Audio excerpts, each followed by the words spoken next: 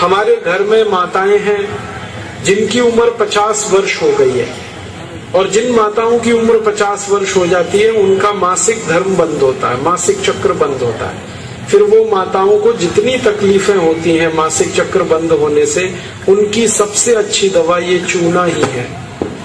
आप उनको कहिए रोज चूना खाएं, गेहूं के दाने के बराबर।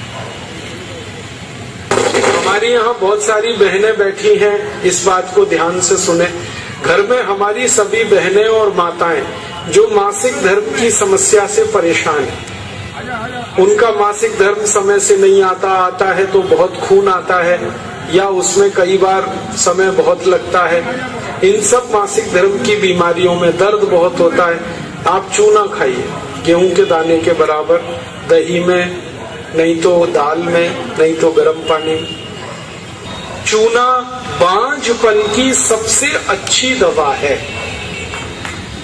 इनफर्टिलिटी, बांझपन, ये सबसे जल्दी चूने से ही ठीक होता है।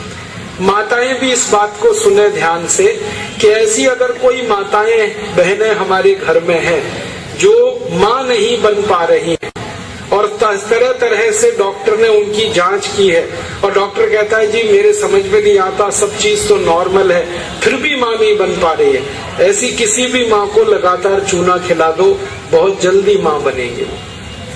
और माताएं बहनें ये बात मेरी हमेशा याद रखें कि ऐसी कई माताएं होती हैं जो गर्भ धारण तो कर लेती हैं लेकिन महीने 2 महीने में गर्भपात हो जाता है उनका। कोई कारण हो सकता है, 1 महीने में, किसी का 2, किसी का 3 महीने में गर्भपात हो जाए। ऐसी सब माताओं को चूना खिलाइए, कभी भी गर्भपात नहीं होगा। और मेरा तो सब माताओं को ये कहना है कि जब भी कोई गर्भवती माँ हो अपने घर में तो उसको हर दिन चूना खिलाइए ताकि गर्भपात ना हो और बच्चा स्वस्थ हो। तो ये चूना कैसे खिलाएंगे? गेहूं के दाने के बराबर चूना 1 कप अनार के रस में मिला के पिलाना। माँ को, गर्भवती माँ को चूना चाहिए अनार के रस के साथ। क्यों अनार का ही रस? क्यों? अनार के रस में सबसे ज्यादा आयरन होता है, लोहा, और चूने में सबसे ज्यादा कैल्शियम होता है। और गर्भवती माँ को आयरन और कैल्शियम, इन्हीं 2 तत्वों की सबसे ज्यादा आवश्यकता होती है। तो अनार का रस 1 कप ले लें और चूना गेहूं के दाने के बराबर हर गर्भवती माँ को 9 महीने तक दे दीजिए आप, सुबह खाली पेट। इसे याद रखिए।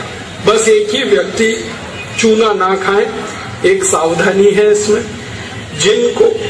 जिनको पथरी की बीमारी है, जिनको गॉल ब्लैडर स्टोन है वो चूना ना खाएं, जिनको किडनी स्टोन है वो चूना ना खाएं, जिनको मूत्रपिंड में पत्थर है वो चूना ना खाएं, बाकी सब खाएं।